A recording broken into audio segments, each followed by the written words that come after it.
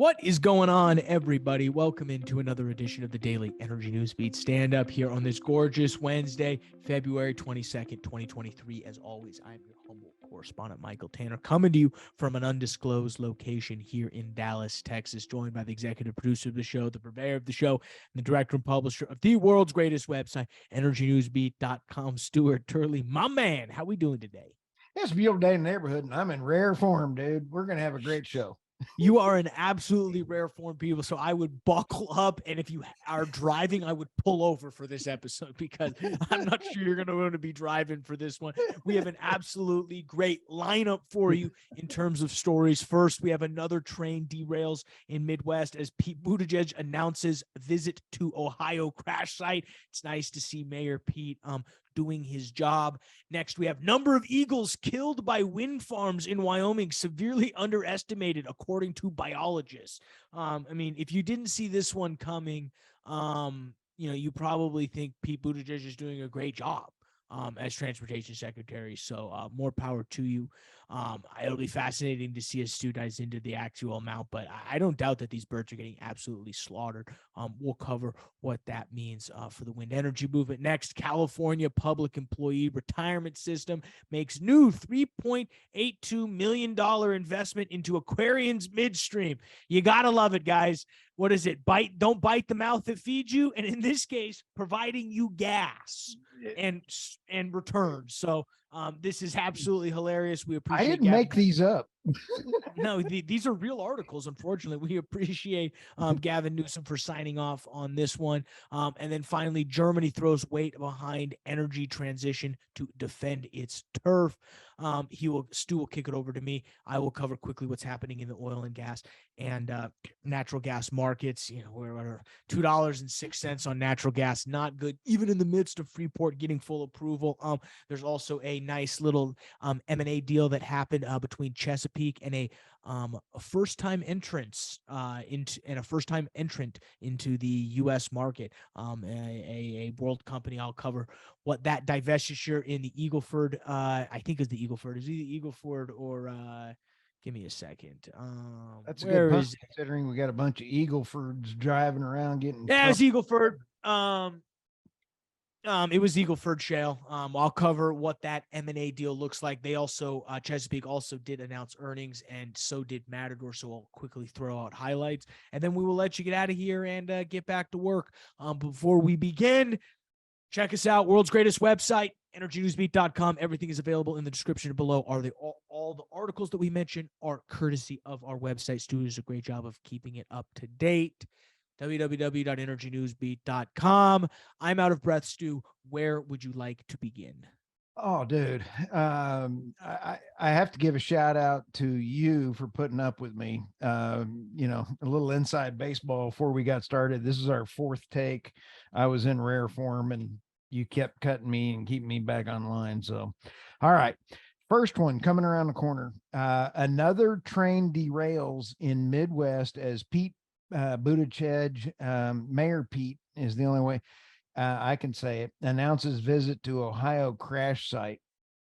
Michael, this one was in Nebraska, and it shows about a dozen cars that actually went off, but it was coal instead of the really bad gas that's in. There you go, guys. Coal.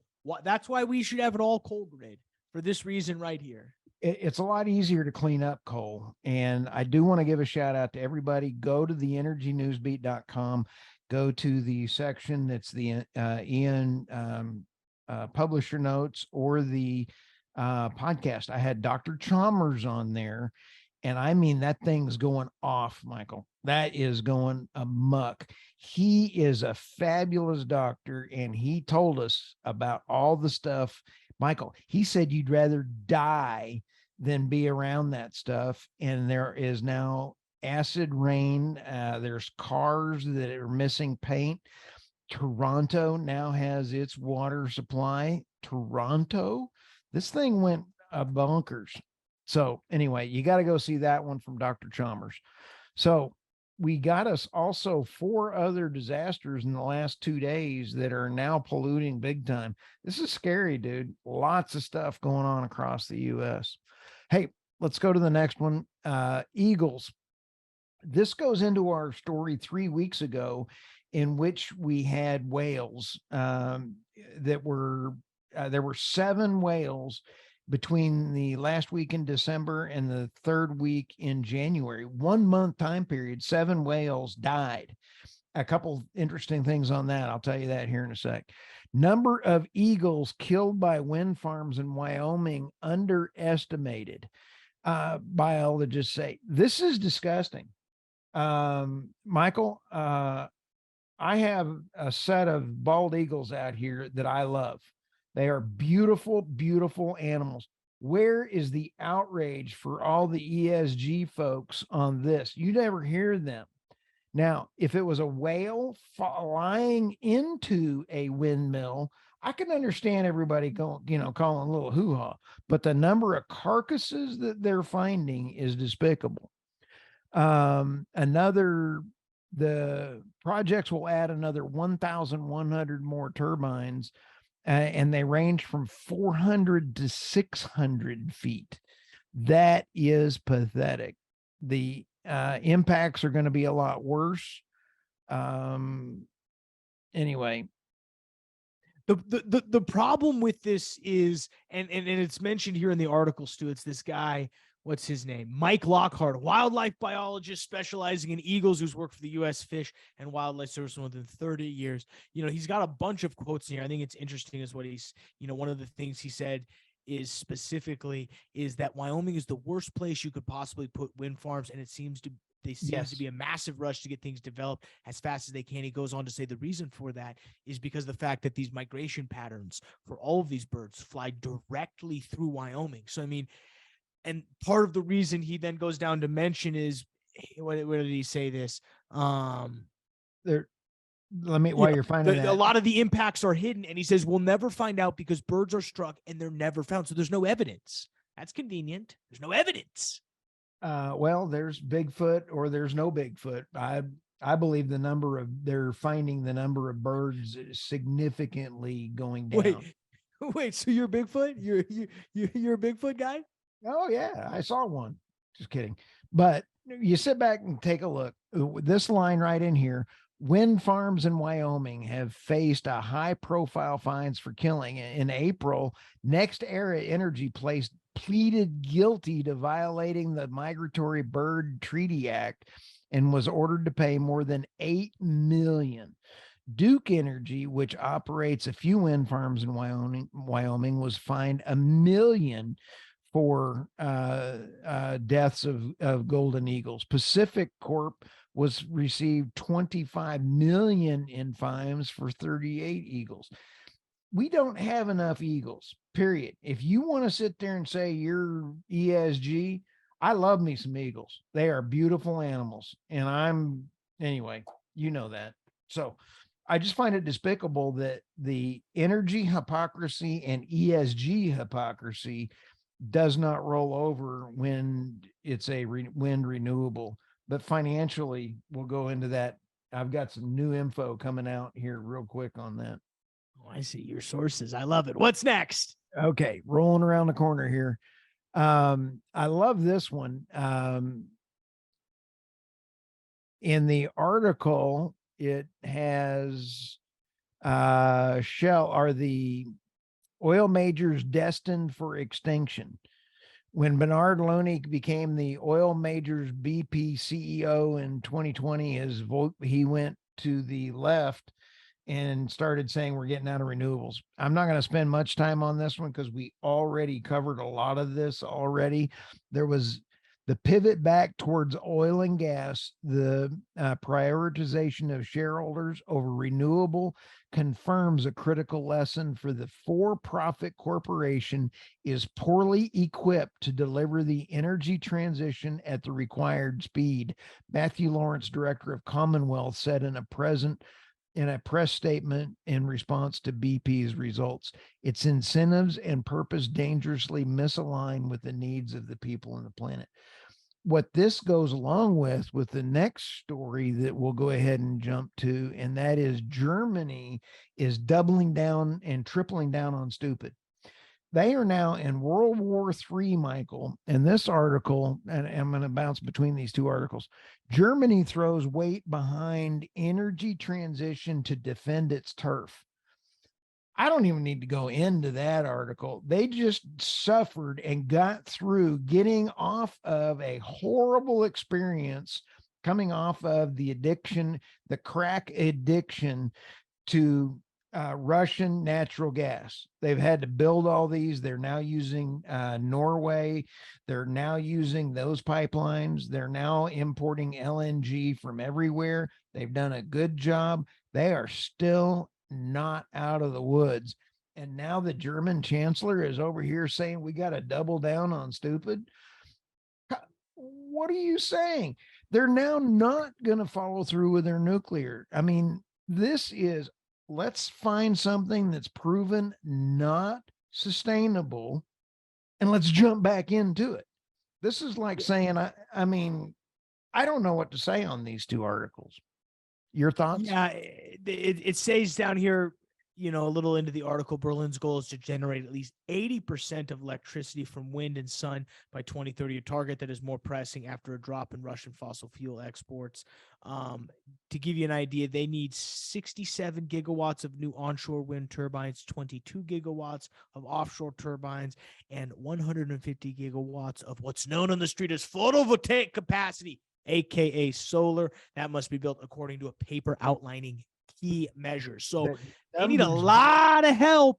And, you know, they also mentioned the state bank's going to be involved. Oh, okay. Geez. I see where it's going. We've talked about this. I'm going to run the numbers on this, and I'll tell you how many wind farms windmills they're actually going to need to hit those numbers based off of Meredith Angwin and Don Deers and all the other experts we've talked to about the grid. In order to do that, I'm going to give you some numbers on this probably tomorrow or the next day. This is just not going to happen. So anyway, I love the research from the random dude on Substack. That would be me. Okay. This one, Michael, hold on to your seats, Batman. Are you ready for this one? California Public Employees Retirement System makes new $3.82 million investment in, are you ready? Give me a drum roll. Equitrans Midstream Corporation, New York Stock Exchange, ETRN. What do we have? The entire employee retirement for California, the state of California, run by the wonderful Governor Gavin Newsom, and they're now investing in a midstream natural gas company. Oh, the energy hypocrisy. Say it's not so. Well, I also think there's at least one smart person in California outside of Mike Umbro. We now know there's a second smart person in California. Well, there's also Chad Hathaway. We love Chad Hathaway. Okay, and so we also love the senator. I don't know the senator, so I'm lumping them in with the people. I'm trying to get her. She's already committed to being on our podcast. So she has been on the podcast, though. You're dead to us if you haven't come on the podcast. She's committed to be on it. I'm trying to get her scheduled. She's already said make it so. Okay. You heard it here third. But anyway, I thought it was this article. Okay, you got Germany doubling down and tripling down on stupid. California has always been doubling down and tripling down, and now you're seeing the hypocrisy in action because even the employees are bailing out because financially and fiscally it is not responsible to go into the renewables. Anyway, all of these interact with each other very nicely. Okay. Yeah, I mean, you have to point out they do have a negative PE or price to earnings ratio of negative 1.43. Not good. Nope. And if your thesis is we're going to need more pipelines or we're not going to be able to develop pipelines and they're only going to become their physical infrastructure that only going to become more value. This is a great move. I mean, I would see exactly why a hedge fund or this is great. I mean, the people who are this is probably the first sweet move they've made in a while for their public. Oh, This is better than any tax credit you could give them.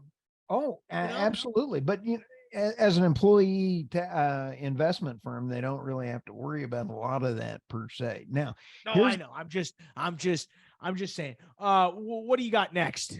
The last one is one I think we're going to table, and this one could really run at any time. But how a country loses its currency reserve status. We need to get a little more in here. Depressing. It's been too depressing of a day. And I'm on such a roll. I'm legend in my own mind. Let's not ruin that with this article. So we don't need your blood gushing. It's off to you in finance, dude. Yeah, I mean, we'll keep it quick. Overall markets did not have a great day. S&P was down 2 percentage points. NASDAQ drops 2.4 percentage points. Crude oil down to about 76.14 as we record this the night before here on the 21st. I think the big thing to point out with the crude oil markets is, again, all of this quote unquote demand side pull on the bull side is coming from China demand. If things come in and are a little bit more spicy on that demand side, we are going to see prices drop. I think you're also seeing that with the release of the minutes from the latest Fed meeting that they had today, showing that interest rates are going to remain high for the long term. I think that doesn't also bode well, and probably why you're seeing crude oil stumble just a little bit. On the natural gas side, guys, I mean, it's $2.05. I mean, there's not much to say other than woof. I mean, Freeport got approval today for full exports, and it's dropped to the lowest it's been in 2 years. So this warm weather is obviously coming in a lot stronger than people realize. We are oversupplied a little bit, I think, specifically in certain regions, specifically out like in West Texas. I think, Appalachia specifically, you're seeing 2 choke points that I think are just starting to fill up. There's too much. I mean, we look at what the storage draws, and because yesterday was President's Day, the EIA and API will not drop their stuff until Thursday. API will drop tomorrow. So on tomorrow's show, which I think I'm doing solo because Stu's going to be driving. Actually, Thursday I'll be driving. So Thursday, so we'll actually get you a really decent show on Thursday. So I think that's what you're seeing on the crude oil side. I think I'd be remiss if I didn't say 2 things. One, Matador came out and announced their earnings. I think it'd be remiss if I just highlight quickly in fourth quarter. 461.8 million of adjusted EBITDA. To give you an idea, in the full year, 2.3 billion of adjusted EBITDA. In the quarter, they did about 62,000 barrels of oil per day and averaged over the year 60,000 barrels of oil production. The first year, the company has also averaged over 1,000 BOE a day. So they took advantage of high prices and continued to crank. Matador just down the street, actually, from where I'm at. So got to love that. To be honest, they're one of the more fiscally sound oil and gas operators out there, considering the frenzy that they could have got up. Their debt structure is not terrible. So I like what they got going on. I mean they're still founder, chairman, and CEO, this Joseph guy. I mean, so that gives you an idea of the alignment. He's got the incentives are provided for him to be fiscally responsible, if only because he's got his neck on the line. Now, I mean, they've IPO'd, but it's a little bit different. We like that. Love me a good founder, chairman, CEO. Next 2 stories are Chesapeake. First off, they also provided and dropped their earnings today. Let's go over and see the highlights. Adjusted EBITDAX, which again is a lie, but it tells you something. $1.03 billion, free cash flow $526 million, adjusted free cash flow $273 million, inclusive of the effective asset sales. They declared a quarterly dividend of $1.29 per common share. They did about 4.05 BCF per day, about 90% natural gas. Whoop, whoop, whoop. It's coming in. I love how they also put in here secured independent, responsibly sourced natural gas certification for 100% of approximately 6 BCF per day of gross operator produced gas volumes. Responsibly sourced natural gas, baby. ESG friendly. Chesapeake, right before they go bankrupt, at least they can say they were ESG friendly. I mean, this pricing structure can't be good for them right now. It's a good quarter this quarter. Q1, Q2, we'll see though. We'll see. Good old Nick Odell still, his first quote: "The premium rock returns and run away on our standing assets delivered as a result of strong results in 2020." So they're gonna ride these 2022 coattails as long as they can, baby. It was a record year in 2023. Don't worry about what's happening in 2023. Don't worry about it now. Quick. But they did see a nice little cash infusion today, Stu.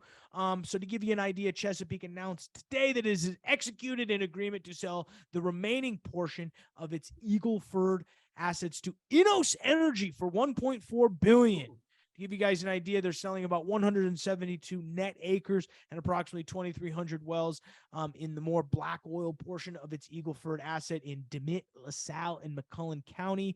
It's about 36,000 BOE per day, which is about 81% liquid. They expect the transaction will close second quarter of 2023. They will give $1.175 billion upon closing, with the additional $225 paid in annual installments of $56.25 million. Chesapeake anticipates the proceeds will be applied to repay borrowings under its revolving credit facility and be available for its share repurchase program, which they're not going out of the way to tout up and down. So they're taking the ConocoPhillips play, which I like because, it's kind of tough to go bankrupt and 6 months later be touting 2 years later be touting your share repurchase program. But you didn't hear that one from me. Do I like this deal? I'm broke this afternoon, haven't quite had a chance to break it down. I do know this: Enos Energy, Stu, they're not a U.S. oil and gas company. They're an international operator who this is their first step into this space. My question is to you: is this going to open the opportunity or open the floodgates for international operators to start moving into the United States? That's really, I think, the high level question here is. This is a drastic move. There are other energy, and as we talk energy on everything else, there is a gigantic move for renewables as well as the EMP coming in. So if you take a look at the energy across the board, the investments coming in energy into the United States is amazing. And I disagree that we should be selling things to foreign countries, but that's my personal opinion. No, I think you're absolutely right. It'll be interesting to see how it plays out, but I just thought that was sort of the high level thing that came from it. So it's happening in the other storage as well as tankers, as well as other things coming around the corner. So they're taking over. I mean, we're about to be sponsored by the Chinese Daily News. So, it's China's coming, whether you like it or not. Remember when they tried to interview us? Yeah. Hey, we're famous over there. Legends in our own mind. All right, guys, with that, we're going to let you get out of here, get back to work, finish up your day. Thanks for checking us out. For Stuart Turley, I'm Michael Tanner. We'll see you tomorrow. Maybe. Rock on.